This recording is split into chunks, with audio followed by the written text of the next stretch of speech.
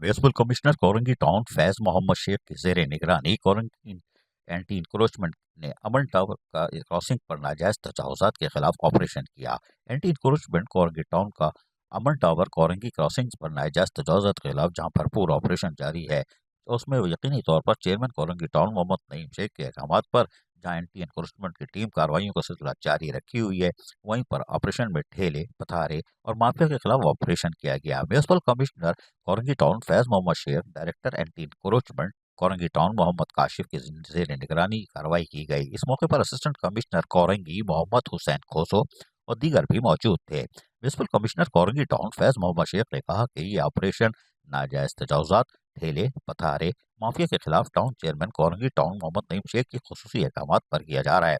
इनका मजीद कहना था कि चंद दिन पहले इन ठेले पथारे माफिया को वार्निंग दे दी गई थी कि इन ठेले पथारों को यहाँ से हटा लिया जाए। आज इस वार्निंग के बाद इनके खिलाफ एंटी इंक्रोचमेंट कोरंगी टाउन की जानिब से भरपूर ऑपरेशन किया जा रहा है। ये तजावुजात ट्रैफिक की रवानी में खलल का बायस बनते हैं और आवाम को सख्त परेशानी लाक होती है। इसलिए आवाम को रिलीफ देने के लिए तजावुजात के खिलाफ ऑपरेशन अमल में लाया गया और ये सिलसिला जारी और सारी रहेगा। अजीज आरिफ, KBS बल्दियाती न्यूज़ कराची। ऐसी ही खूबसूरत वीडियोस फ्यूचर में हासिल करने के लिए रेड बटन पर क्लिक करके और बेल आइकॉन को प्रेस करके हम सबके सब्सक्राइबर बनना मत भूलिए।